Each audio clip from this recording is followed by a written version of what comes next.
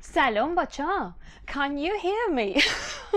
Let's just pray to the odds that this doesn't collapse, because today my computer has decided to work poorly. Not to work, but to work poorly. Salam bacha, khosh omadi, and welcome to this Monday stream of Las Plumas de Simurgh. My name is Plumas and I'm going to be your host for the evening session from whenever you see the stream. So, but can I still get confirmation that you can hear me and that you can see me and that the camera's not freezing, that nothing and no one is dying and everything's more or less okay? As you know, I go through the technicalities of this. Yes, we can hear you perfectly. Awesome sauce. Salam, salam, butcher. I am excited. I am so excited. I can see you, okay, and the camera's not like robotic or bumpy or anything, because let me tell you what I had what a day. Hey, audio and video both okay. Perfect. All right, so just let me finish up with these touches. So yeah, everything appears to be working now. Salam bacha, how are you? How is it? It's not lagging. Perfect. How was your weekend? I, not to brag, had a fantastic weekend. I am so... Gabriel, salam. Yes, loud and clear. Hello, Gabriel. How are you? So, I had a fantastic weekend, but I cannot start this stream saying that thank you to everybody who's understood that sometimes, you know, from time to time, I need a break. I need to stop because I have a job. Who would have thought? In fact, be amazed, I have 2 jobs, not just one, because it was not enough with one. Why having just one job when you can have 2 of them? So I have 2 jobs, and sometimes just work piles up. We're heading very, very rapidly and steadily towards the end of the semester. And let me tell you, when you work in university, it shows. It does show. So it's been a little crazy down here. It's been hectic, but we're managing the best we know. I don't know if it's the best we can, but at least it's the best we know, because, you know, the situation's a little bit odd. It's not a normal situation. It's not been a normal semester, but yeah, we're doing the best we can. Thank you also to everybody that came to the conference, the British Archaeological Association's conference. I have been speaking with the organization committee, and apparently the videos are going to be up somewhere. So if you didn't catch up on my paper about Simurgh, worry not. At some point, probably in this 2-3 weeks, I don't know, it will be available. I will put the link on my social media, so I encourage you to follow me on Twitter and Instagram. Possibly I will put the link on Twitter. Yeah, that's possibly where it's going to be. So, hello, Bichur. Oh, I haven't said hello to a lot of people. I'm seeing a lot of people here. I am pleased, Bichur. So I'm having Plumas holding jobs, if I'm late.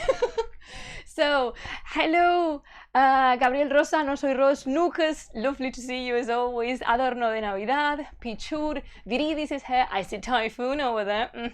Oh my God, so many people. I'm very excited. Thank you so much to everybody who's clicked on follow in this channel or subscribe to the channel. You help me greatly. And the story time of today is going to be a story about life, death, and rebirth. Because if you, hello Salty Deity, good evening, very good to see you here. So if you don't know, because this happened, this sad episode happened on my Spanish stream, and that is that we lost, in fact, Goku. Goku crashed, it just broke, it stopped working for some reason, and we had to carry on because, you know, show must go on. We had to carry on without him, and now, thanks to the help of my amazing patrons, we have another one. We have a replacement. Goku's back, and I am pretty positive the audio is better, and you can hear me a little bit higher up than before. And this is just an improvement. Let me tell you, what an upgrade! I've been upgraded like Beyonce. So yeah, thank you so much to my patrons. If you But he's back because if we learned something from watching Dragon Ball Z, is that Goku spends all the time dying and coming back, you know, like resurrecting theme. The trope is strong in Dragon Ball Z's plot. So now, thanks to my patrons, we could afford bringing Goku back. So for that, I'm very grateful. If you want to check out my Patreon, you can actually look for it. There's a tier for you. Patreon/Las Plumas de Simurgh. I always say this, I'm going to make it my motto, and I must be completely wrong. I don't know. There's only one Simurgh on Patreon, and that is me. Thank you so much to especially my tier Murshid and my tier Ashdod. You guys are the best. He got a new power up. What color is it now? So apparently, boring enough, it's still black. But no, because you know me, I have a thing for black. Yeah.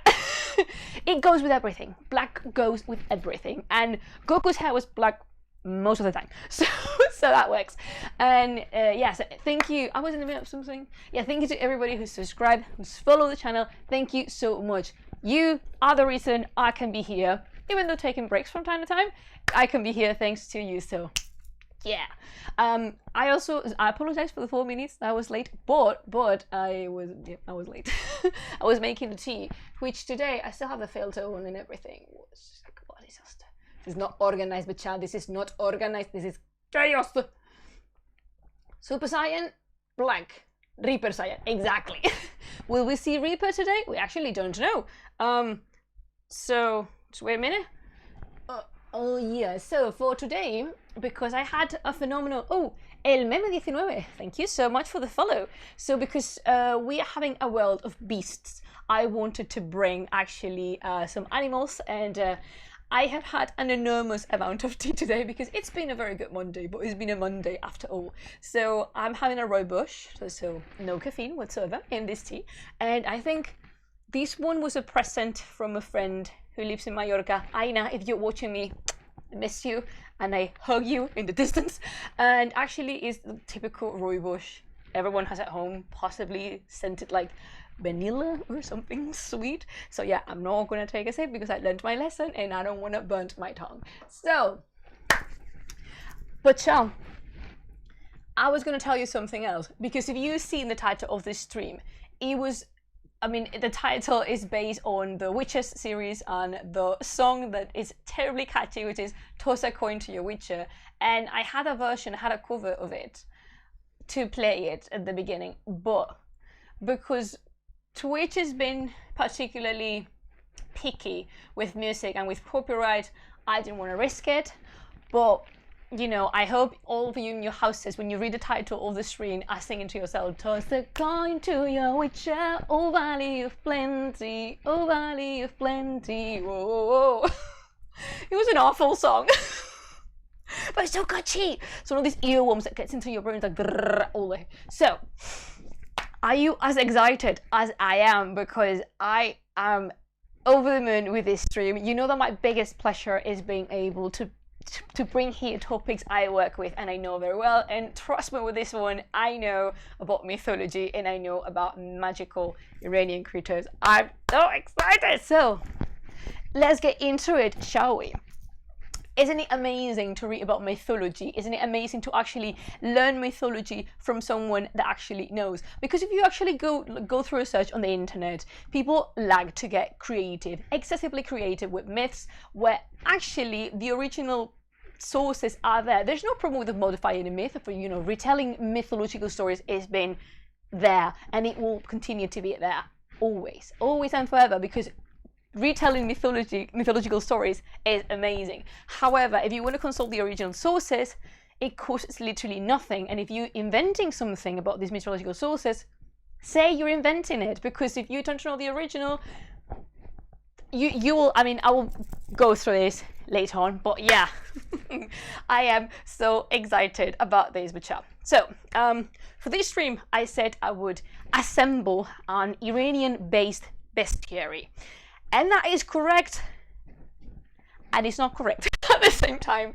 I have allowed myself certain inclusions here that may not belong to an Iranian background, but they were fundamental to create for the mythological imaginary thought of Iran in the Middle Ages. Hear me out. Islam has and still does play its part in the self-defining narrative of what we consider historically Persian empires and the Persianate, which is the areas under powerful Persian cultural influence. We cannot refuse those products created under Islamic influence because we would be entirely mistaken and not understanding history as it was. I do not want to venture too much in the nationalistic discourse, and this is not but a history and mythology stream. However, bear in mind that from the 8th century onwards, those we coined as Persian empires were Muslim. And thanks to the mythology Islamic religion provided, many interesting creatures and new legends appear, creating different languages, modifying the already existing ones, creating a new way of defining mythology and self-narrative discourses. And that is why we love mythology, because it merges, it changes, reshapes itself. That would have been so cool if we could actually pronounce it, but I cannot English. No hablo inglés. So yeah, this is one of the reasons we love mythology so much, because it's not static. At least it's not static for a very long period of time. And this is the period of time I am privileged enough to work with, which is the medieval ages. And ancient history, of course. Yeah. So now, without further ado, drum roll, let's jump into our bestiary. Here's 14 mythological creatures that conform our manual of beasts. You may or may not have heard of them. So excited. Dramatic pause to drink water.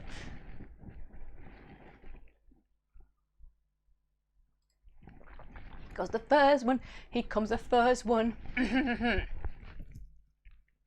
I want a drum roll.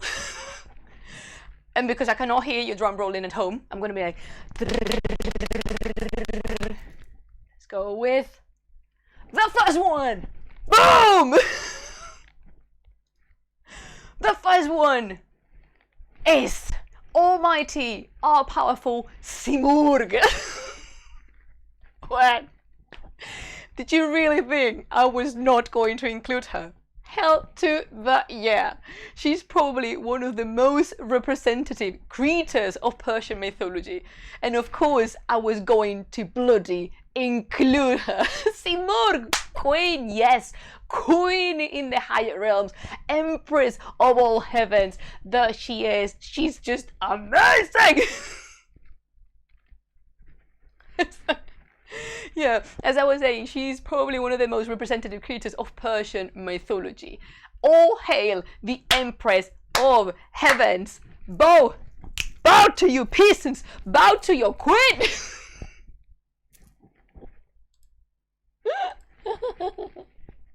How unexpected.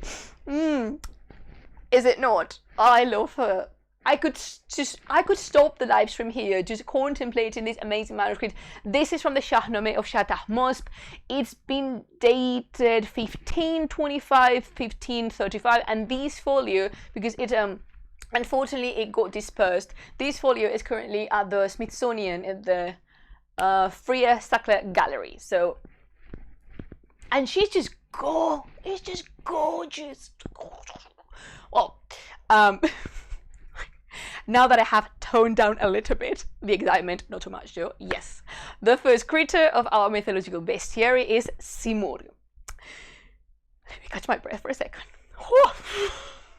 Simurgh is a supernatural bird featuring in the Shahnameh, the Book of Kings, the legendary and semi-legendary book poem about the history of Iran, written by the poet Ferdowsi and finished in 1010.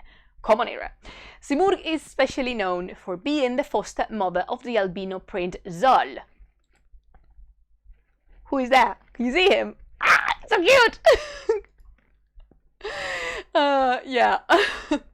Zal was sent away by his father after his birth due to his condition of albinism. The boy was born with his hair and his body completely white, and that was interpreted as a sign of bad omen.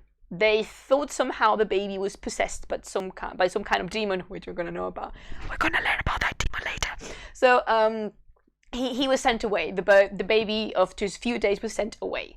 Simurgh is the mother of this kid, and by this mother I mean the mother, because what happens is that the baby was abandoned and this at the skirts of Mount Alborz, which is a sacred mountain in the mountain range Damavand. Sorry, the other way. The mountain range Alborz, and the name of the mountain is Damavand, and this is a peak and mountain no mortal man could venture in by their own means. But Simurgh went down. Apparently she was on a hunting trip and she saw the baby, and by the intervention of God she fell in love with the kid and took him with her up to her nest to be raised as her own baby. And here we have, oh, I love this image so much. So I mentioned God, and this is because the Shahnameh was written under Muslim rule already, and she's the creator immediately below God in the epic tale.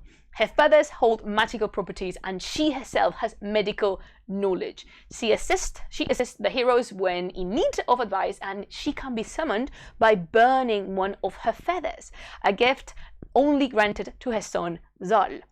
And she has climatic influence, especially over the thunderstorm.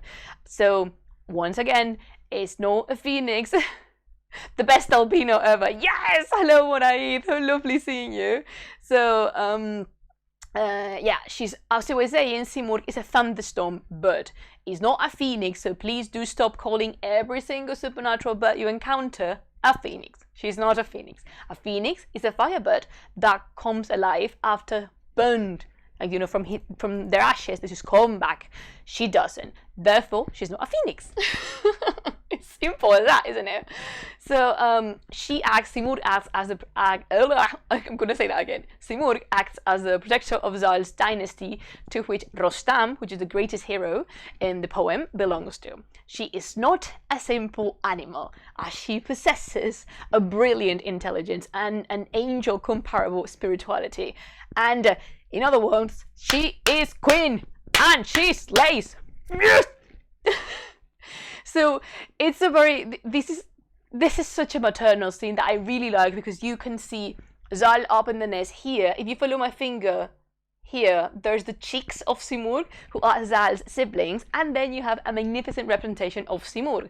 But this is not only where Simurgh featured, because stop assimilating everything to Phoenix, please. Thank you. So we have another one. This is a depiction of Simurgh, because later she featured in a lot of places, and she is what is that in English, please? The best. Those who I never featured.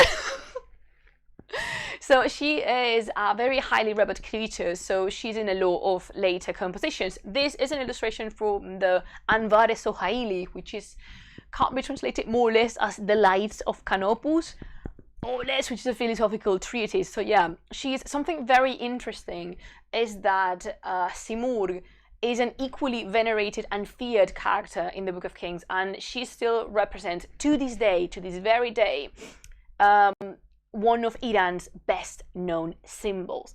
And yeah, other places the Sufi poetry, she features and not features at the same time in a very significant way in Sufi poetry. She appears in the Risalat al-Ta'ir by Ahmad Ghazali and the Mantiq al-Ta'ir by Farid Attar, and in both poems she is a symbol of transcendence and unity with God. So there you have it. Use another reason for her being so popular, so majestic, so important. I love her. I do love her. I mean, I named my whole project after her. She looks like a Spiro character in there. I'm gonna forgive you, Dad, because I bloody love Spiro the dragon. But respect to the queen. Oh my god, I love her. I really do love Simurgh. Oh, She's the best. She is the best. After all, I am writing my whole doctoral research about her. And let me tell you, it's a big one. There's not something you can fill in, like, say, 50 pages or something.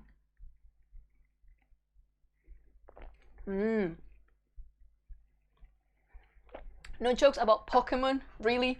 No, if you want to go, right, if you want to know why Pichu is messing with me, you should go check out the video we have when we studied all the Pokemon bird type. Then we compared them to Simurgh and we picked one in the end. That was one of the earliest live streams in English I made. I think Typhoon and Lucas were there. Guys, do you remember? Bacha, Lucas and Typhoon, do you remember that? Because I do remember, like, very dearly with my heart. Oh, yeah, that was such a fun live stream. Yeah. Let's go to number 2, shall we? Although the best one's already been described. I could have let Simurgh to the end, but it was just, no, she must be number 1. Everywhere. In my heart, in my stream. Yeah, Typhoon remembers. You do guys remember. So, number 2. Bechepov! Is Simurgh ever portrayed as a boy? Bechepov is here. I feel Iranianly blessed. All the, it was a lot of fun, thank you guys. So, no, Simurgh is, that's the thing. There's another Simurgh that appears in the Shahnameh, which is the Simurgh Esfandiar kills. So that one has been interpreted as the male Simurgh. Could be, we're doing a lot of research about that, but definitely that one that Esfandiar kills is not by any means the female Simurgh and the mom of Zal, because she appears after when Rostam and Esfandiar engage in combat. Simurgh is summoned and she appears again, so she cannot be dead. So, you know, but that is a very interesting question. No, the Simurgh we know as the mom of Zal and the symbol of unity, oh god, to me she's always female, although when you look at her and Sufi poetry, because Persian is a neutral language and doesn't have gender, kind of deludes a little bit, also because Sufi poetry is intended to be this kind of unitarian speech where no borders are defined whatsoever. I mean, at least on paper. Then after you see like things a little bit different, but yeah, I will don't worry, I will go into that in my dissertation, all being well, inshallah. Let's go to number 2, as I was saying. Boom! In number 2, we have a king, a monster, a god. To me, at least. Here we have Karkadan. You get the second Simurgh if you try it without the Game Boy link. Oh my god, the age, Pichur, we're old. Here we have Karkadan or Kargadan in Persian. It's better known by its Arabic name Karkadan, and it literally means the Lord of the Desert.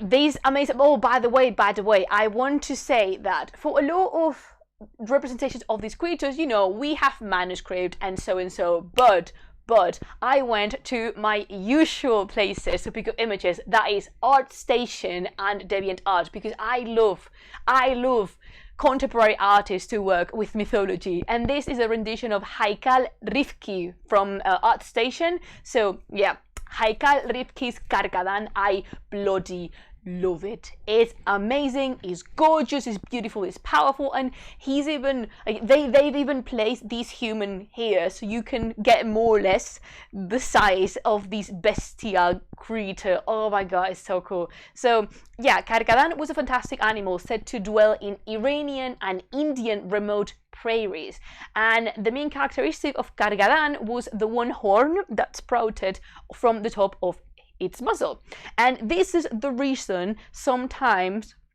it's wrongly called the Oriental unicorn. But no, scarier than hitting a father with a sweating sock. There goes another. But no, it goes the same for phoenix and to calling all the things unicorns just because, well, they have one horn, which is like, I mean, no, this is not a unicorn. A unicorn is a very specific creature with a very specific features from European folklore and mythology. Yes, salty deity, I've seen that. Still, I've seen that. It's like, no, this is clearly not a unicorn. So I have a question about all the creatures, for real, no jokes. Okay, so Bepors, Bache, ask boy. So yeah, it is being addressed as the Oriental unicorn, but it's not a unicorn. It does look like a rhinoceros, yeah, and okay, that is exactly the thing. So, according to the geographer and historian Al-Biruni, the description is dated around the 11th century. Carcadán resembled a dark-skinned buffalo with a dewlap, quite recognizable, and 3 hooves in each foot. Its horn was conic and it bended towards the back of its head, like this curved movement. And as the years went by, all the authors started writing about said horn's curative properties, although it was also said that it held a powerful poison inside. Today, fun fact, the Persian word kargadan is the one that designates rhinoceros. The rhinoceros whose ancestors are more than possibly the origin of this legend. And if you are a fan of the Dai Baba trilogy by Shannon Chakraborty, you already are acquainted with this fearsome yet wonderful creature. I really do like kargadan. What's the question, Pichur? Are they considered animals, humans, or above humans? Right, so most of them looks like whoa, like killing in Chinese. But I have a little question this way. Okay, I'm gonna try. So Pichur, the majority of these animals are deemed yeah, Haikal Emrichkis, thank you so much, Rose. I mean, Aaron is not here, so we need to cover up for him. What's wrong with my tongue today? I cannot English, can I? So these animals are included in compilations of wonders of ajab. It's so important that throughout the Middle Ages it has its own genre of literature, and it's called the ajab literature, the wonders literature. So they are considered to be animals, as in they are conceived. When you read the sources, you see that they were, like, in the minds of the people, you could actually find Karkadan or Simurgh in the wilderness. And whenever the animal had magical properties, it would specify in the book. So they're not regular animals, but they appear in encyclopedias about nature as part of nature itself. I don't know if I'm explaining myself. So you would have, for example, Karkadan, and then next to it, you will have the hyena or the leopard. And at this point, animals are still so important. I mean, animals are fundamental for understanding Iran and Arabian and Indian folklore and folk tales. And there's just the cultural hubs need animals to function. There's a very powerful connection with nature. And the more we travel to the steppe in Central Asia, the Eurasian zones, more. So yeah, I mean, they are central of study, and they write a lot about them in the poetry. It's fantastic. So I don't know if I've answered your question, Pichur. I hope. I mean, if they are considered sentient, not the looks, but the spirit, not quite. In Islam, we don't have that. The only one that would be considered higher would be Simurgh, because she can speak, and that equals her to humans. So I don't know if that, but every single one of them is like in some lore, dragons have human form and are above mortals. In this case, the only one would be Simurgh, and unless specified, they're animals, mythological animals. Yeah, but they did not understand them as mythological, if you know what I mean. The word in the day, in all that they are just beasts. Beast has a very, I would say yes, they're beasts, but beast carries a very negative connotation sometimes. So not all of them are dangerous. This one is more or less feared, but it's not a dangerous creature, if you know what I mean. It's just they were just thought of existing somewhere. They are wonders, but the wonders included the strange, the odd, the not so common. So again, I don't know if I'm just rambling or just answered your question. What is that? I mean, dragons are just beasts. Yes, but they are a little bit higher because they can think. As if you guys have watched the stream I did about Ajita Haka, all dragons are beasts, but they can think. They're cunning, they are intelligent, so they can. Yeah, it really depends. For you to make a classification based on that picture, you would really need to go to original source and read whatever they say about every single animal. I haven't memorized the books. I work with them, but I do not memorize the books. The only ones I've memorized is the ones about Simurgh, but because I work with her, so sorry about that. Carcadán is just thought to be an animal, for example, with magical properties inside his horn, but just an animal, not a special beast, just a wondrous beast. You have to read my comments linked to the previous one, sorry. My god, Pichuri. Alright. Just give me 1 minute, but again, I am gonna stay with my question. You would have to read exactly the entry on these encyclopedia works about specific animals to know what or how are they considered, more or less. Not know. We can talk about okay, I'm gonna carry on if you're okay with that, and I'm gonna continue with not Carcadán because we finished with Carcadán. Say bye, Carcadán. Bye, bye, bye. I love this one. This is a majestic creature, and I think it was Gabriel. Yeah, Gabriel mentioned that it looks like a rhino, and yeah, Nukas also said that it looks like a rhino. But yeah, it's probably the rhinoceros was the original ancestor of this mythological beast, most probably. Bear in mind that maybe back in the day some species were still alive that haven't survived to our days. So yeah, maybe they found a skeleton on one of these Ice Age rhinoceros, and they thought, my god, the imposing beast, like it must be something like that. But yeah, Indian rhinoceros has also a very powerful part to play in this one. Bye, Carcadán! Thank you for putting up the original links in our session, No Soy Rosa. I really appreciate it. So, number 3, we're gonna go under the sea, because in number 3 comes the cara or catfish. And this beautiful illustration of a koi fish. This is not the cara fish, but I really liked it. Rhino with a horn, like Berserk sword. Moraid, another fan of Berserk. We are very big fans of Berserk. I don't know why, but we are.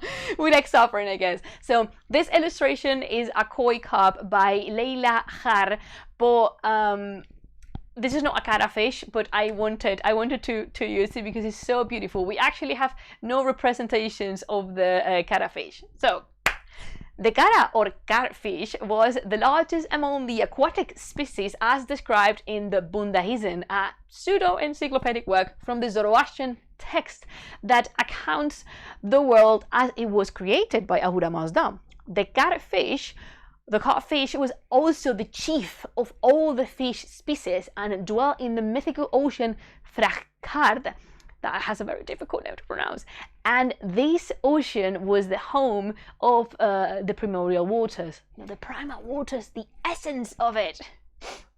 It looks like a skinny Magikarp. You're just salty because I didn't answer your question because maybe I didn't understand. But it's not a Magikarp, okay? And the thing is, the catfish won't be alone. 2 specimens of the catfish were in charge of guarding over the white haoma tree, the most sacred of all trees in Zoroastrian mythology. That tree was menaced by a monster that resembled a frog. These 2 catfishes would continuously circle the white tree in order to protect it, and they will be always on guard, always watching. The catfish also was said to have the best sight among the underwater creatures, and they needed no food, for the nourishment came from the same creation spirit. There was a creation spirit going around because, remember, Bachar, they were swimming in the primal waters, and their senses were so sharp that they could feel the increase or decrease of the sea water no matter how subtle. So if you just touch with the tip of your finger, touch upon the surface, the catfish would know. Why do I use this one? This beautiful rendition by Leila Har, because we actually have no depictions of the catfish. So we don't know how ancient Iranians imagined it. Some scholars are inclined to think it looked like a prehistoric form of a shark based on the test. Who knows? We actually have no idea. Apparently they were very big. Again, always based on the text, because Zoroastrianism unfortunately has not produced that many images. Maybe these animal was inspired by a creature that doesn't exist anymore, because I would love to have seen that. I would love to have seen it so much. How beautiful fish is that? When creating this list, I attempted my best to be as varied as possible, and not only bringing you, say, like dragons or like the usual. I wanted you to know the real deal. Oh, and the real deal comes right now. All right, these ones do deserve a drum roll. All right. Number 4, we have the baddies. Not Paris Hilton, I'm seeing you coming. No, baddies.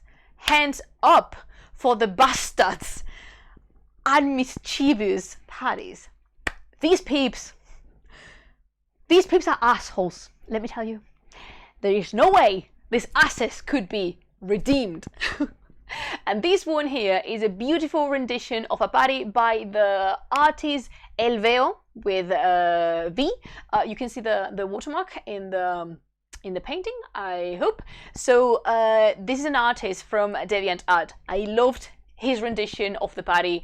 I think it's beautiful. It's so fantastic. But yeah, baddies were winged spirits from Iranian and Armenian mythology that changed quite a lot through time.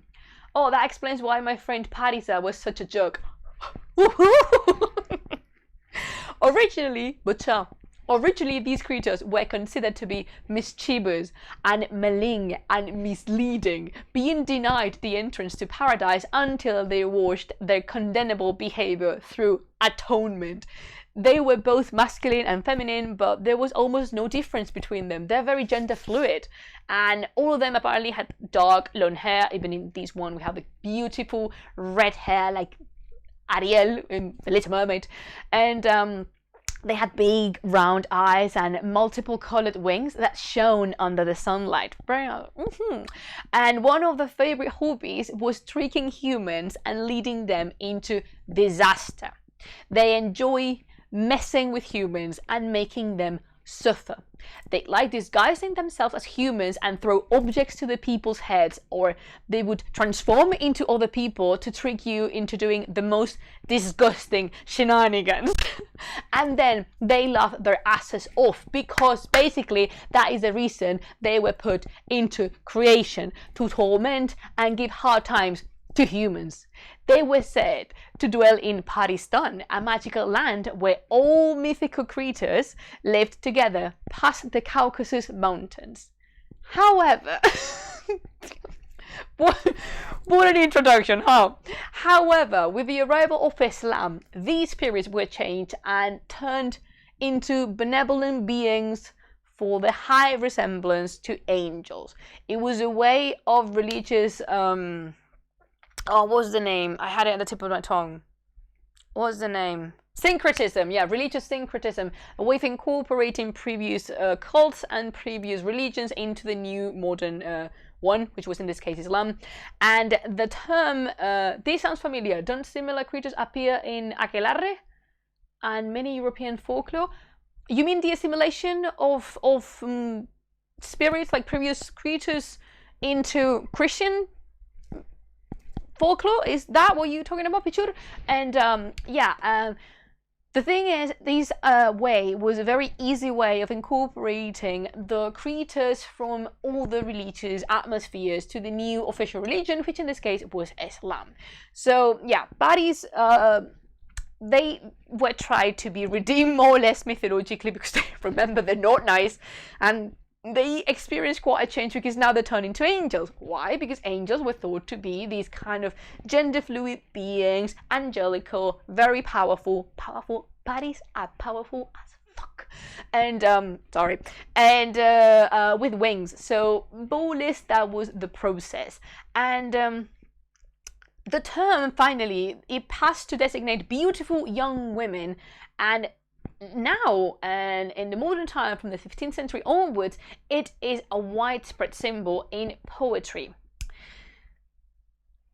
let me tell you, they tried. They really did. Islam put effort and time into reconducting the parties, but even after Islam, you can see in the text that they could not get rid of the naturally horrible spirit. And once you know where the parties come from, believe me, they would hardly look good in your eyes, because deep down, you know, or you do know, you are just waiting for them to strike, because they're assholes.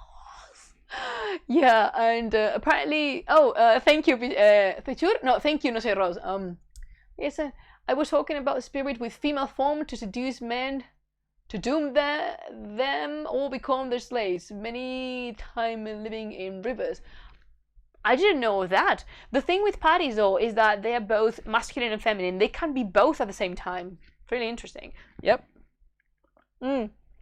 Also, again, the same way they call Simurgh Phoenix and the same way they call Carcadana Unicorn, you can find these parties addressed as the Oriental fairies. They're not, well, actually, maybe they can be equal to fairies, because as far as I know, as far as my friend Lucía, who's a very big expert in the folklore of the forest and mythology, as far as she's told me, fairies were not nice. They were monsters back in the day. Am I right? Am I completely off? I don't know. I do remember that at first fairies were not nice creatures. So maybe it's not that off. Yeah, maybe it does hit the nail in the head, calling them fairies. A bunch of assholes. And they're also very popular in India. The paddies or pedis. You can actually find them like pedis or paddies. Oh hell. One of my favorite comes now. What is that? I think I remember paddies being part of Hushang's army going against Ahriman. Is that right? Yes. Hoshang, not only Hoshang, Tahmuris, Kayumars, and Fereydun. I don't know Fereydun. I mean, I just Badger Puff. You know me. Everything goes to Fereydun. But yeah, the Kayanids, the first kings in the Shahnameh, they could control paddies because they controlled the supernatural realm and also had control over animals. The same way Jamshid also controlled demons, and Tahmuris bind demons. So yeah, they do go. Fairs in Ireland and Scotland were very scary, right? Yeah.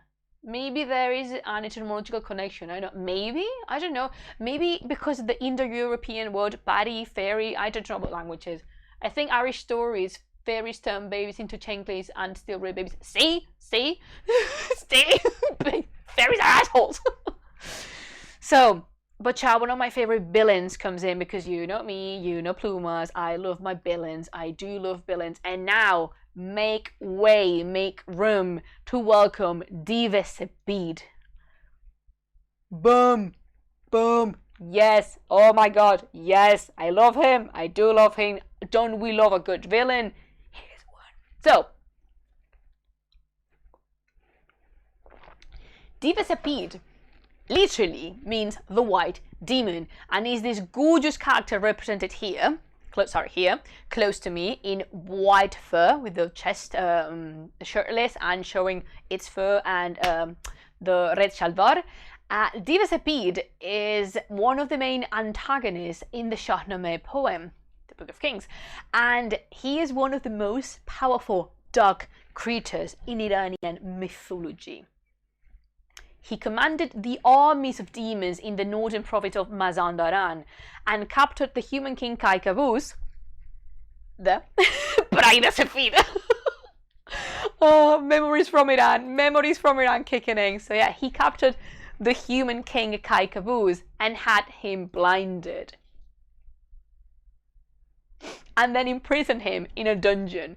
This is not like every other div in the epic tale, for divs normally are portrayed as brute, clumsy, and stupid, but Diva Sepid has great intelligence and necromancy knowledge. He also was of huge size, and he could conjure storms of hail. He could also move tree trunks and boulders at will. allow me to emphasize this. He is powerful as hell, butcher. He is. He's cunning, he's clever, he's royal, he's elegant. The Shahnameh presented Diva Sepid like a foe worth of fighting Rostam. What is this? Dread mode. Oh, sorry. 1 minute, butcher. Sorry, I missed the Zoom class lesson. Is this a repeat class in Twitch?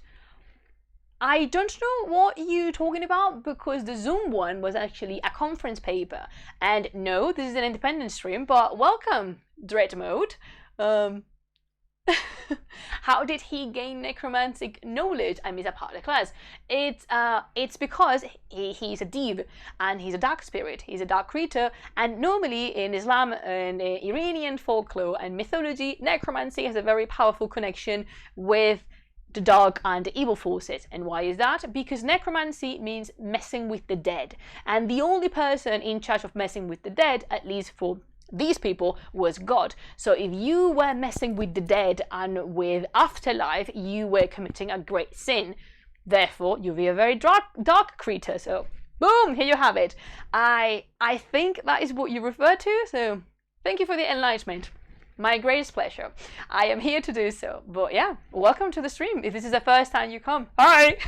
We're talking about mythology. So, oh yeah, I said Diva Sepid was a foe, an enemy worth of fighting Rostam, because that's right, such a demon needed a suitable hero to combat him. And as part of Rostam's Hat Hun, or 7 labors, he had to defeat Diva Sepid. The fight is among the episodes most represented in art, in multiple media. Believe me, it's super popular. And the human hero, Rostam, slayed the demon, cut his head, and bathed Kaikabus's eyes with the blood, because why not? And this was able to cure his blindness. So even Diva Sepid's blood has magical powers. Because mind blowing, isn't it great? Long time lurker, first time chatter. So this in the cave we have. If you actually Google Diva Sepid, you're gonna find a lot of representations of him being cut to pieces by Rostam. But I wanted to bring you actually a representation of him with his whole body. And yeah, he was treated with great dignity. Check out Bacham, how here, the div is sitting at the way kings do sit. So he was revered highly. He was terrifying, of course, but he was a very respected enemy. Bear that in mind. Oh my god, Pichur, you can't ask people what the what.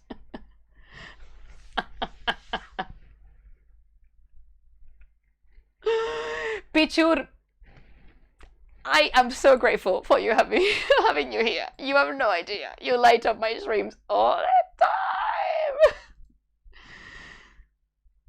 Oh, I have a surprise for you. Bacham. Alright, this is where you actually know the drill and my surprise goes down the drain, but I'm gonna risk it. Bacham, does the name Bahamut say something to you? Is it the first time you've heard Bahamut or Bahamut in your life?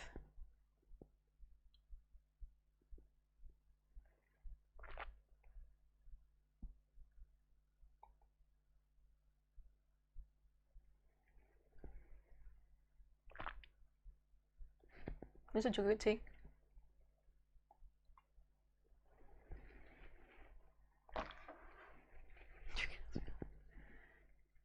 I've heard it from D&D. Yes. Same. So you know. So can you tell me, Bachar, what is Bahamut? Only in RPG? What kind of candle is that? Oh my god, really? It's a candle. A scented candle, actually. It's supposed to be anar, pomegranate. Apparently, never heard that name before. You can always count me to show incongruity in with. So, what would you say Bahamut is? I'm enjoying this so much. It does smell very nice, yeah. Had something to be with dragons. It's a phoenix! Everything's a phoenix. Dragons, huh? Alright. Alright, can't hold it anymore. Let's go for it. Boom! Butcha! Bahamut is in fact a fish. Bahamut is a fish. Surprise! No, it's not a dragon. Bahamut is not a dragon. I have legit no idea how the Japanese anime and manga companies managed to turn a fish into a very much European looking dragon. 4 claws, scale body, a pair of bat wings, fire breathing and everything. Like a whole dragon, the full pack. Also, the Japanese Bahamut is mean and cruel as hell. If you have if you have no idea what I'm talking about, Bahamut as a dragon is probably one of the most popular fantasy creatures of anime, manga, and fantasy gaming industries. And appears to be a dragon, and the shift to a dragon happened originally in Japan, but actually, it was never a dragon. Not even a snake or a lizard. Bahamut was a fish. A massive scale one, but a fish after all. The whole time too. Good job! It has connection with Leviathan. This fantastic illustration is by Yongsub No, and it's not Bahamut, it's a whale. But yeah. Sunset Limited 33. I was thinking of later. Yeah, I mean more or less close. It's not a shark. If anything, would be a whale. That is what we think, at least Bahamut is based on. And I've seen Behemoth and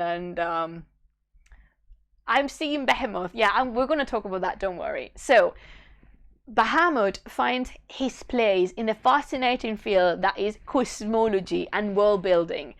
I'm not joking with this, it's a thing. This gigantic creature laid beneath everything and supported the earth. Bahamut underpinned the support structure that holds up the earth, because the cosmological thought conceived the earth as flat, supported by a series of elements, and in the lower level, in the lowest level of them, there is Bahamut.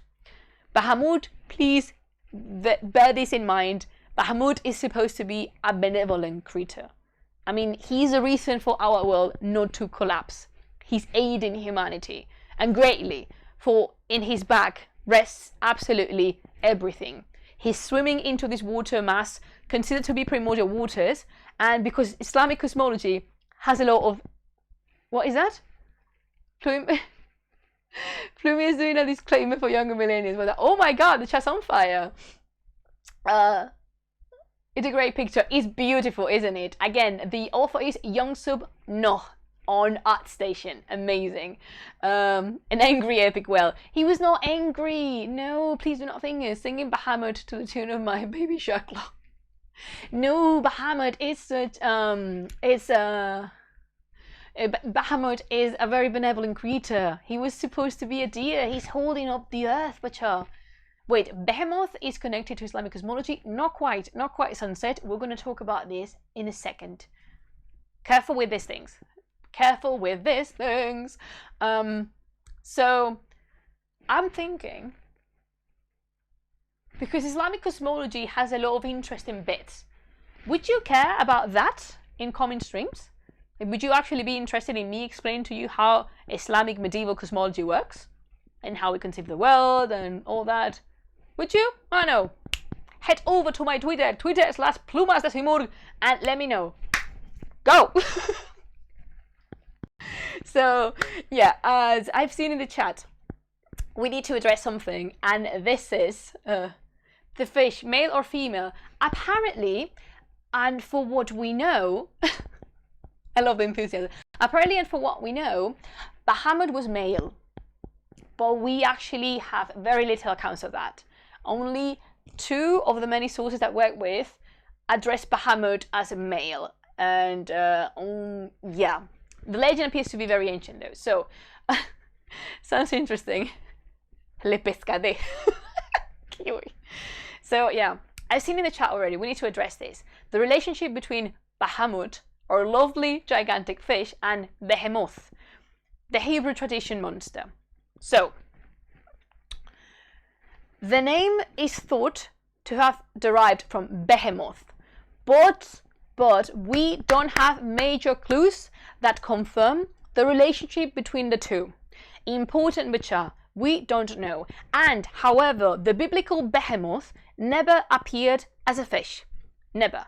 Behemoth is a primal chaos monster and has very, very negative connotations. Bahamut is definitely not dangerous at all. It's not dangerous, it's not aggressive. I mean, he's this us-like big specimen, but you know what I mean, is not an aggressive creature. Was these adaptation a reshaping of some legends by Arab speakers? Perhaps. But this is one of those things that we'll never know, we'll never be sure of. Wait. What is that, sunset? Wait. Is there both Leviathan and Behemoth different entities in Bible? No, I'm confused. Yes, Behemoth is a traditionally Hebrew relation. Behemoth is, Salty Deity says that Behemoth is often used to refer to the devil, while Leviathan is just one of his creatures, according to LaVey. Possibly, I am no expert, by no means in this, but something that you need to bear in mind is that we don't know when the change appeared or how the word Bahamut got incorporated to the Islamic folklore. We actually don't know, and we're never going to know. Perhaps, as I said, is a reshaping and readaptation of the story by Arab speakers, then by Persian speakers. We don't know. The point is, the main difference, you should not mistake the both of them. Bahamut is a fish, Behemoth is a monster, and what kind of power she or he has. So basically, its most powerful power is to hold the entire creation. So yeah, there's this structure in the earth. So the earth is here, and there's like levels, and the lowest one is Bahamut, and Bahamut is just resting in his back. There's everything. It's absolutely everything. Well, there was a lot of exchanges between myths and local populations, both Jewish and later Muslim. Yeah, of course, absolutely cool. That's the reason I'm saying that you might have a pain there in certain areas. So really interesting how they all connected, right? It is absolutely lovely. I love all of this. But yeah, what I want you to bear in mind is that Bahamut is benevolent, Behemoth is a monster and not benevolent at all. Like Atlas, exactly what I like Atlas. Yeah. Thank you, Nasser Ross. Thank you so much. Isn't this lovely? I love this picture. All right, so for you to understand more or less Young Sub, no, thank you so much. Our next creature is tightly attached to Bahamut.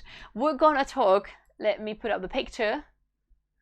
Oh my God, this is a little bit too big. Wait, I'm gonna make it a little bit, slightly shorter. There you go.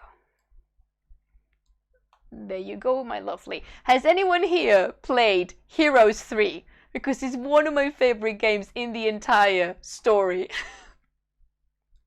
So this is by the amazing artist Iana Venge. So Heroes, didn't expect some nostalgia here.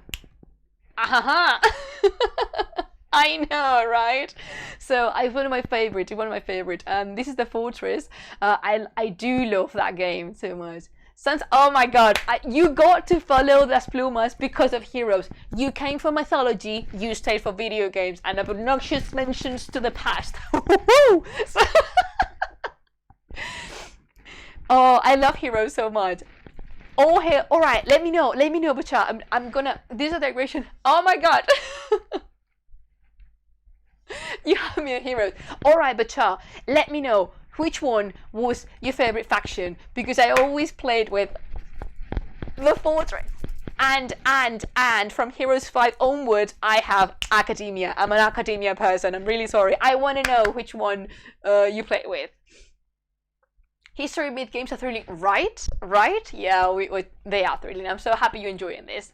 So, yeah, this is a render of the Gorgon of Team Pal. Yes!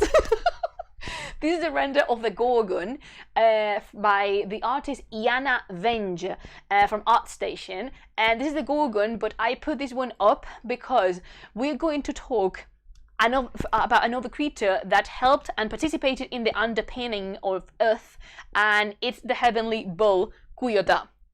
Where is Ross? I'm seeing you here. Where's my team cow? Hell yeah, we always manage to slide in a mention to our beloved Bobbits in this channel. We love, yeah. The name of this magnificent creature, to me, is one of the best names in history, Cuyota. I bloody love it.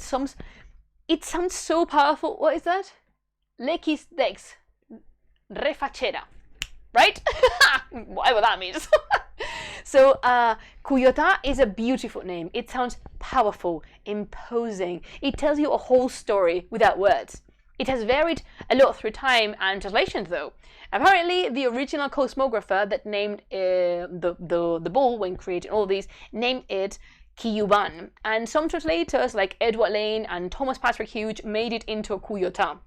We actually have a lot of versions of his name, and right now, currently, this is the name the bull is known most widely. So it's my personal favorite. So I'm gonna stick with it. So Cuyota is a heavenly creature. It's a bull sent by heavens, and Cuyota he rested its hooves in a sand mound. And this sand mound laid in the back of Bahamut. So if we are recreating the structure of the earth upwards from the very, very, very deep, we have Bahamut, the sand, and then Cuyota. Va a cambiar el nombre según la traducción. ¡Qué güey! So, yeah, again, Bahamut, the sand, and Cuyota. I told you Islamic cosmography wasn't right. Maybe I should consider a stream on this topic in the next month. I don't know. You head over to my Twitter and let me know. Do you want to stream on Islamic cosmology and world building? Just let me know. And Cuyota was another benevolent creature that assisted maintaining the earth in place. It was a phenomenal animal, huge, intelligent, and very, very kind. Very kind. And some sources specify it was white, but it really depends on the version we are consulting. The earliest versions I work with, because yes, inside my thesis I have Bahamut and I have Cuyota. And depending on the version, it varies a lot. So in my my manuscript, for example, the earliest manuscripts I work with, they don't mention its colors. It's like kiwi. So yeah.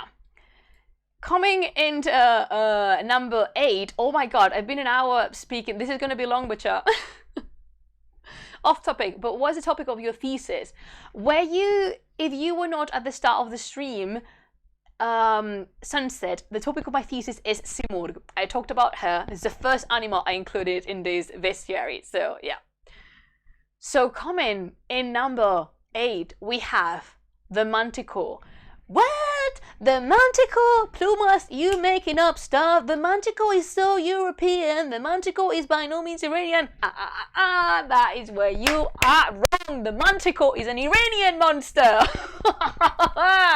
And this is the beautiful, beautiful rendition of the manticore by Juan Pablo Corredor from ArtStation. I love these creature. I love the manticore so much. And it is an Iranian monster. I'm gonna stop now because Laura se va a cabrear. You can go on. Yeah, you know, it didn't bother me. So, I bet you didn't expect this one. Now, did you? Now, you know that the manticore, of course, is one of the... I remember the manticore from Merlin. Oh my god, there is a manticore in Merlin. Yeah. I remember it from Age of Mythology. It's in Heroes 3 too. In Heroes 3, the manticore is... I bet it's a dungeon that has a manticore. And then there's the scorpion core or something like that. Yeah, Juan Pablo Corredor, thank you so much. No soy Ross. So, you know the manticore is one of the favorite monsters of Western medieval fantasy worlds. It has an Iranian origin. Plot twist! Quite a big one. Surprisingly enough, the manticore was originally from Iran, yes, and the original name is Mandi Khor, and that comes from the words mardia, which is man in ancient Iranian, and khor, which is to eat. So it's the man-eater. It was believed to be a monstrous. This is the original ones we have, the original descriptions of the manticore.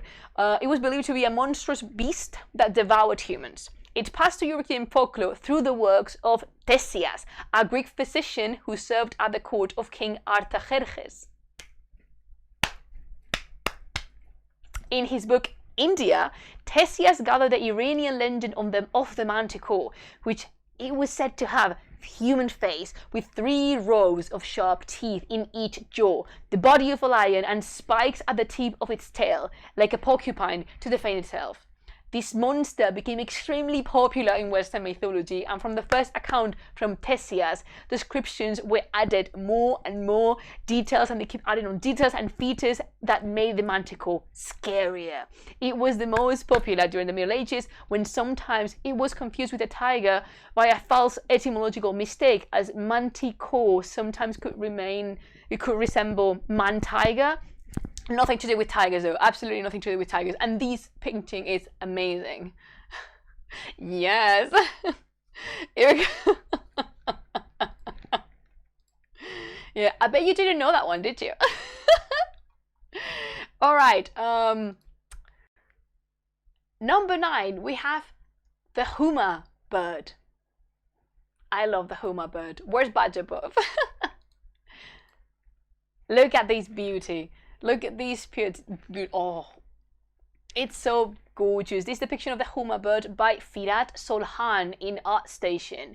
Amazing, engaging, beautiful. I love these representations. So, the huma bird is a legendary creature from folk tales and myth that is actually quite mysterious. Most of what is known about it relies on popular knowledge more than in written sources or ancient descriptions. So many colors, I know! Legends told that this bird was constantly flying over the clouds and never alighted, remaining invisible for humans. This is the reason for some to believe it had no legs, since it would never make use of them. It's gorgeous, I know! Huma was in general a bird of omen. Its shadow was thought to be auspicious, and Sufi poets believed spotting the bird could guarantee happiness beyond imagination. However, it was not possible to catch the huma alive. That who killed and captured the bird would die in a matter of 40 days. Amazing. Yeah, it's just, yes, the one from Iran. No. So, no. This is all right. I'm gonna address this. So, among its powers, the most important one was focused on its shadow. If the huma bird cast its shadow upon a monarch, upon a king, it would bestow them the power of heavenly kingship and legitimize the reign forever. The Mughal emperors, actually, of India embraced this legend, and it's widely represented in art. Now, here's where the art historian in me kicks the door down and storms in with some myth busting. Let me just like wait. So, if you're interested in the huma bird and do a quick Google search, chances are you will come across with this image.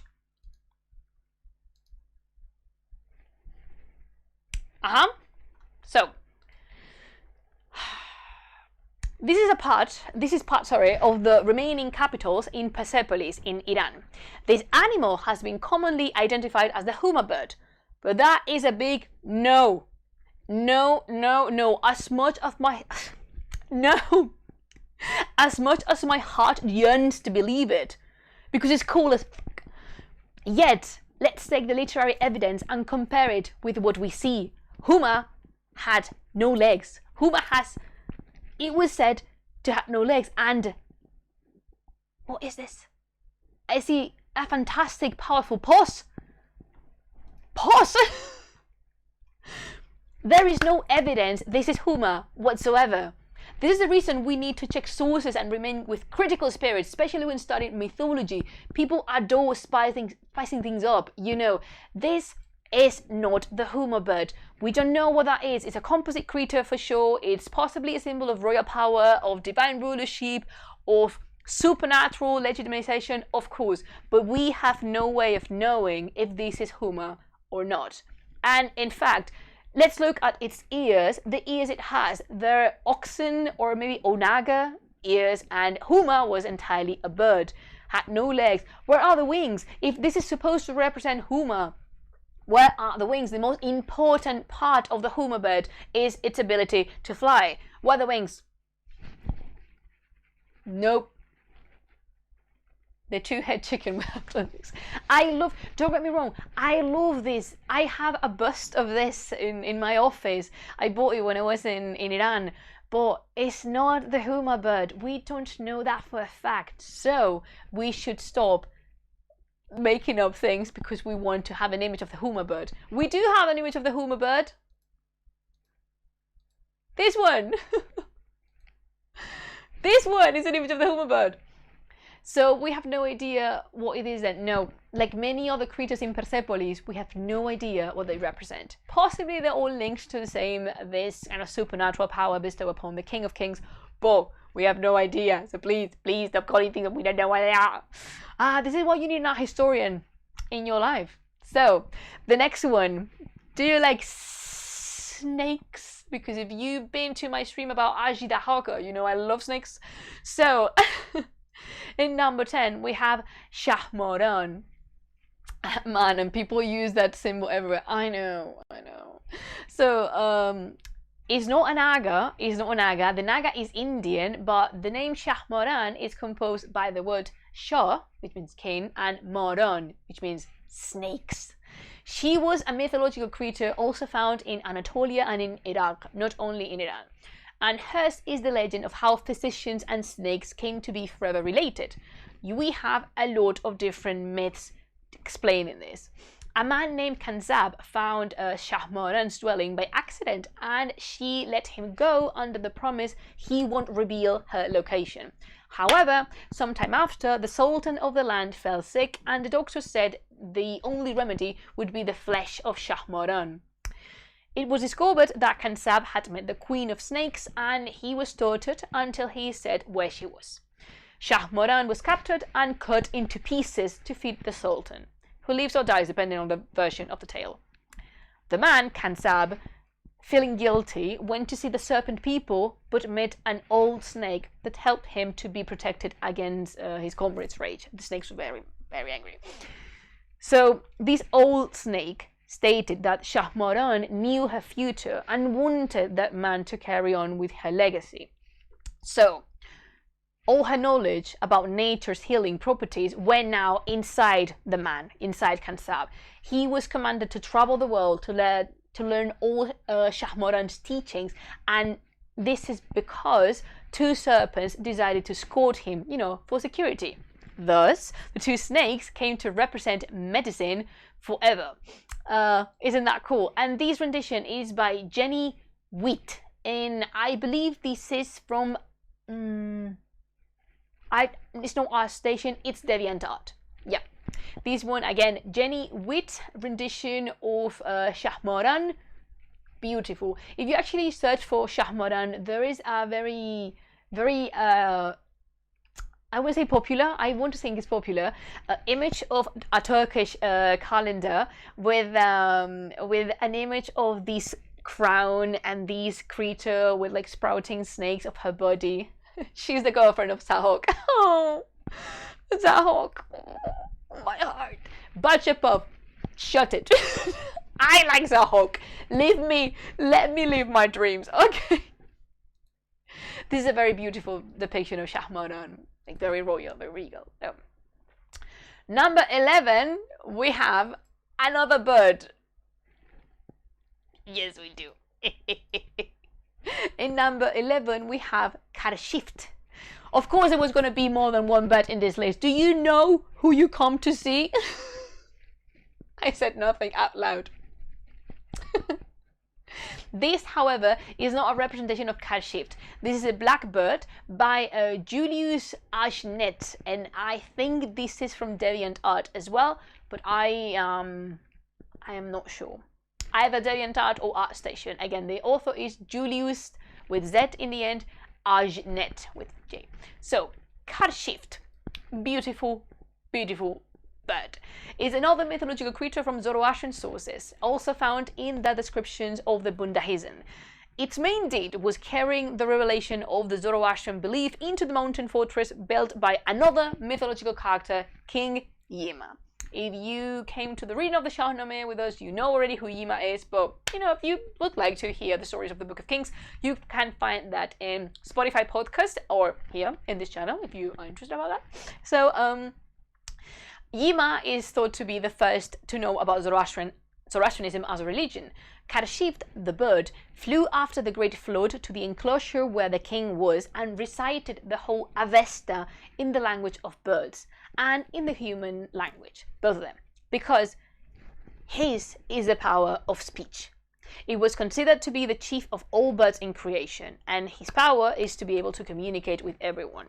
According to some scholars, the name Karshift derives from a Western word Karshiptar, literally meaning the black-winged, that with black wings, and we can picture it as a black-feathered animal. Matching its myth with historical parallels, it could have been a bird from the crow species. We are not sure. And these birds also had the significance of messengers and spiritual guides in Indo-European traditions. So could be possible to identify Karshift as one of them. Oh, there you go, No Soy Ross. Thank you so much. Yeah, I love this one. I do love this one. It's so pretty. All right, the next one is one I will. Okay, so he's one of the most terrifying creatures in this bestiary of ours. Wait.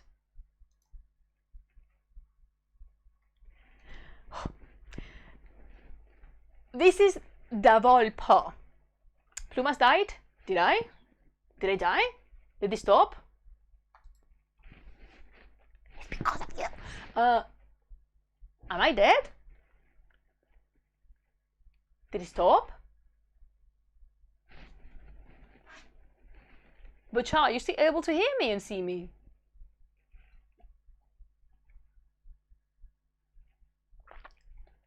Stream has failed? What? What's going on? Oh, Elena, you're here.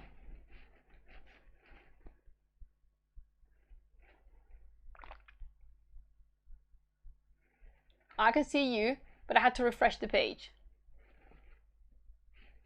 It's because of him. It's because of him. I'm back. That's weird. I didn't have any message from. It must have been Twitch then. Because yeah, there was no problem with my app whatsoever. So I can hear you and see you fine. Okay. Can you? All right. I'm gonna say a random word, and then you, Bachar, type it for me to know that you are still like on track with me. I'm gonna say potato. So if you heard the word potato, type it on the chat as soon as you hear it.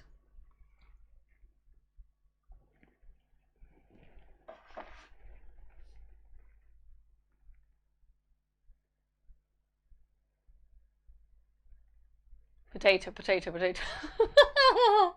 Oh, the chat is like potato.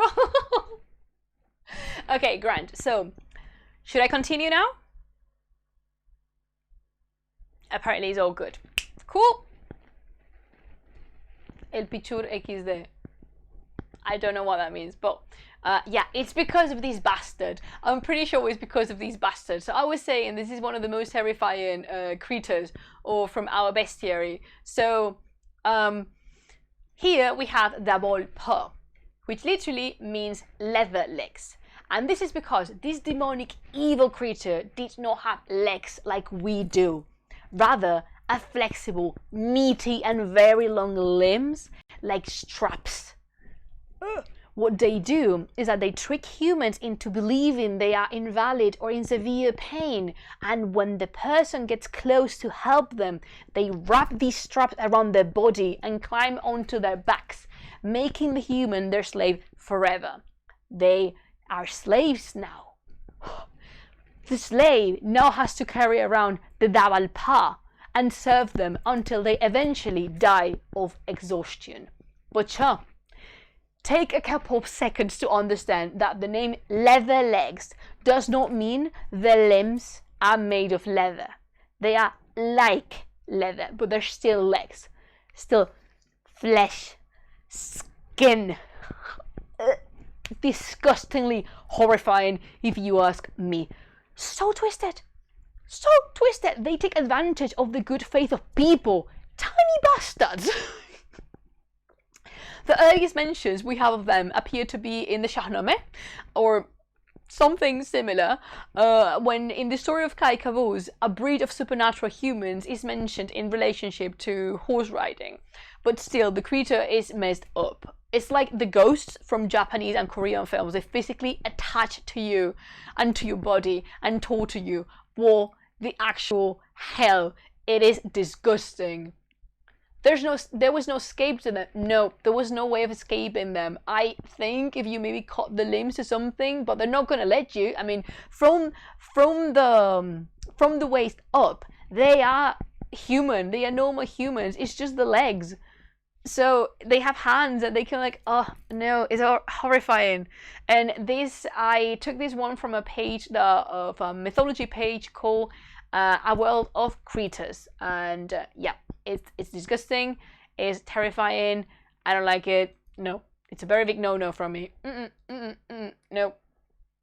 Alright, number 14. Any fan of rabbits here?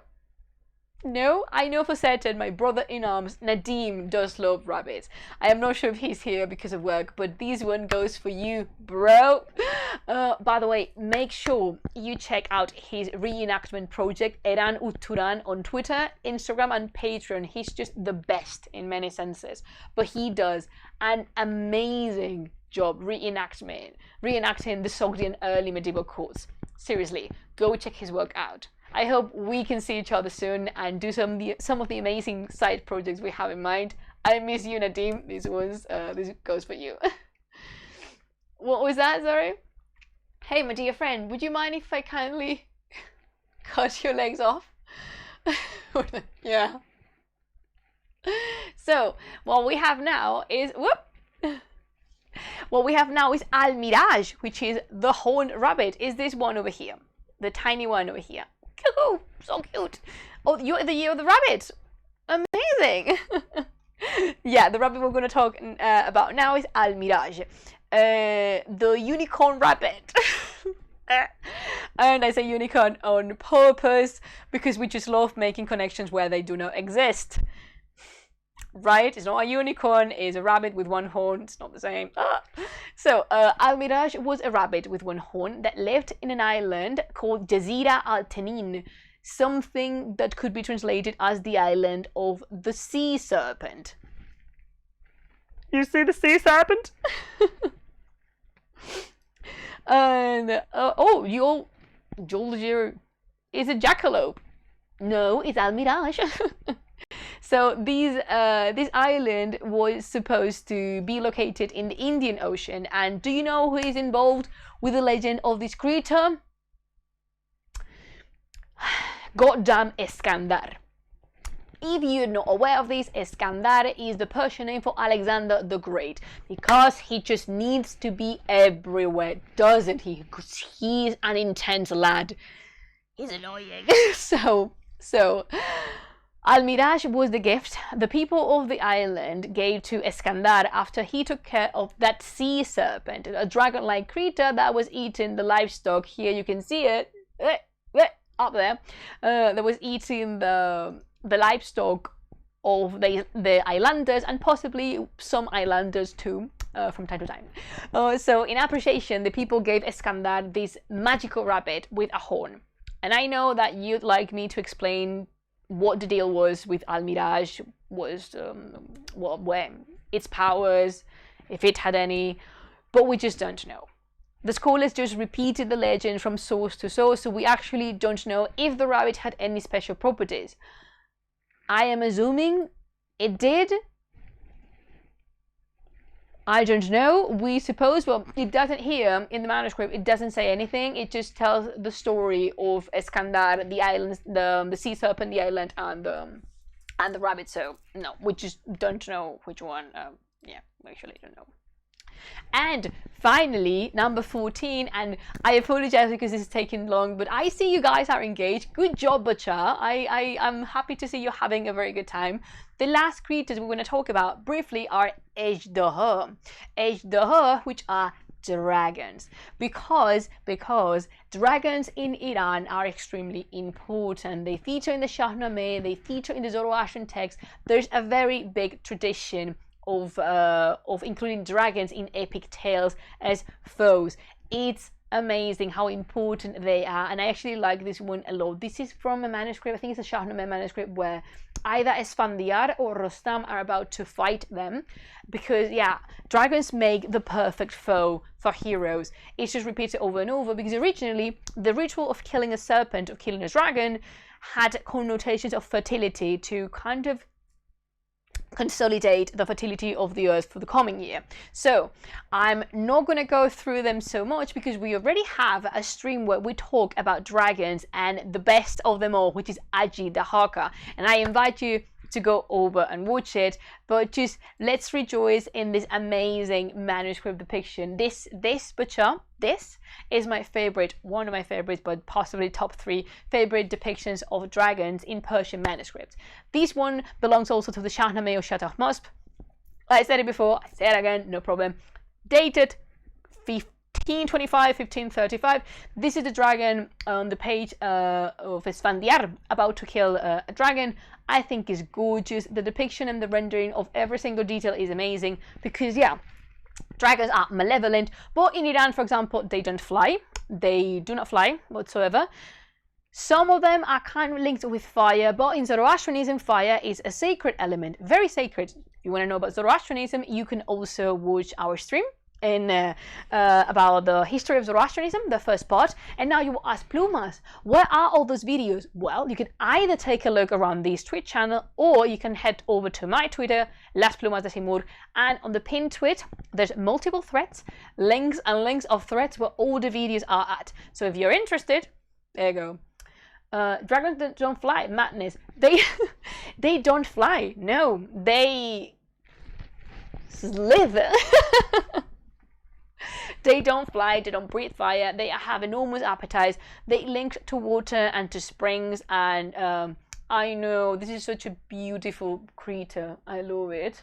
So yeah, if you want to head over to any of the videos, it will be my greatest pleasure to see you there. And yeah, I think that is, oh, thank you so much, Nosotros.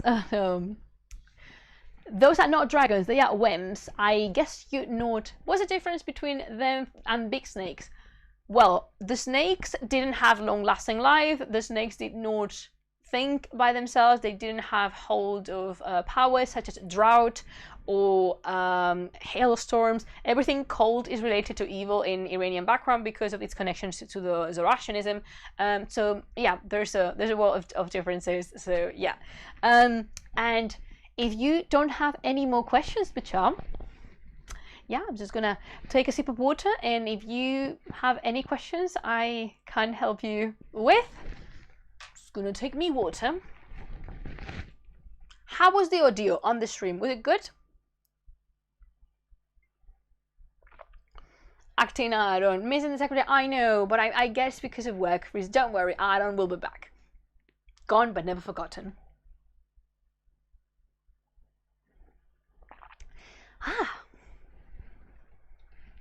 It was good, perfect. Yeah, very happy to know that. All thanks to my patrons, remember. So, but that Goku resurrected, indeed he did. But yeah, that is the stream for today. Thank you so much for tuning in with me. I've seen there's a lot of activity in the chat. I am very, very delighted to see that you not flying dragons are pretentious snakes. Definitely. Look, thank you so much. I hope you enjoy the stream. I hope now you know a little bit more about this amazing world that is medieval Iran and all its mythological field that I have the pleasure to work with. If this is the first time you came across this channel and you don't actually know what this was, Salam! Hi! This is Las Plumas de Simurgh and my name is Plumas. I am your host here and this is a stream about mythology, history, magic, what else we do? Science here. We do a lot of history and art history about Mesopotamia and about Iran, which are the two major pillars that sustain this house of ours. I invite you to follow this channel. I invite you to maybe consider a subscription if you want to help, and thank so much to my patrons. Patron/Las Plumas de Simurgh, should you be interested. Thank you so much to my patrons because they help me greatly. They are the ones that resurrected Goku there. So I'm really happy to see that. Thank you so much, Arroz. Thank you so much to everyone who's come by for the first time. It's been my enormous pleasure. And if you want to be up to date with, you know, coming streams or with beautiful pictures and nice threads and further knowledge, you can also follow the project in on the social media, Instagram and Twitter mostly. And yeah, I'm really happy. Thanks to you, Bacha. You make me so happy. I love sharing these bits with you and I really love that you were interested. It was great, although those leather-like limbs are nightmares feel. Yes, they fuel for the nightmares. I hated them, and because I hated them, I thought of passing them on to you, because if I suffer, if I go down, I'm taking you all with me. So, Bacham, it's been my greatest pleasure. If you wanna see, if you wanna come see me again, I stream every Monday at 6 p.m. GMT. GM time, sorry, GMT, and every Thursday at the same time, 6 p.m. GM or 7 p.m. at Central European time. It's been my greatest pleasure having you here with me, and yeah, without further ado, we shall depart this stream goodbye. And as I always tell you, Bacha, remember to you're lovely. I'm seeing all your comments and your feedback, and I just love you so much, Bacha. Yeah, so if you want to come again, I shall be here waiting for you. So create, explore and have fun. All being good, I will see you next week. Khodafez.